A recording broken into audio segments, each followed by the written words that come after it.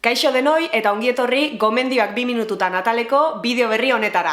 Bueno zein da gaurko gomendioa? Gaurko gomendioa bikoitza da, eta gomendatu nahi ditudan bi gauzak marrazki hontan topatuko dituzue. Alde batetik gure zirkua eta bestetik urluma. Badakit ez naizela ezer berria deskubritzen nahi, imaginatzen dut ia denek ezagutuko dezutela gure zirkua, zirku ibiltari euskalduna. Baina despistaturen bat geratzen baldin bada oraindik, edo zirkua ezagutzen baldin badezute, baina oraindik ez baldin bazeate emankizun batetara jun, hori izan nire kasua orain dela aste gutxira arte, hortxe gomendio argia, zoazte zirkura. Orain arte karpa Orion egon da, baino datozen egunetan Nafarro aldea jun behar due.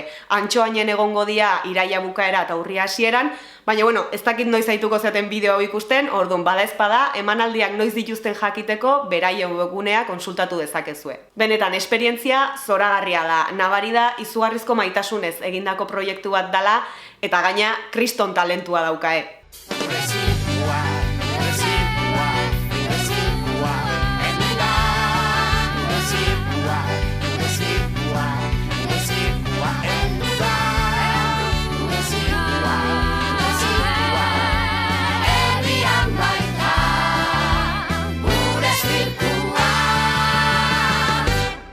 Eta kriston talentua daukan beste pertsona bat, Eñauta jartza dauena da, hemen jarri deten marrazkiaren egilea. Eñautek gauza asko egiten ditu, hemen utziko izuet bere webgunea kuskuxatu nahi balin badezue. Gaurkoan bereziki akuarelarekin egiten ditun lana gomendatu nahi dizkizuet, urluma izenarekin biltzen ditunak. Pintzelak, akuarelak eta kuadernoa motxilan hartuta ibiltzen da Euskal Herriko txoko politak marraztuz. Igual noizpaiten mendibueltaren bat ematen aizeatela topatuko dezute iskinaren batean, baino bitarten hemen utziko dizuet bere Instagrameko kontua, ikusi ezazuen zer dan marrazten duna. Gure zirkukoak bezala, hau ere artista hutsa da. Eta hauxe da dena gaurkoz, eskerrik asko bideo ikusteagatik eta hurrengora arte.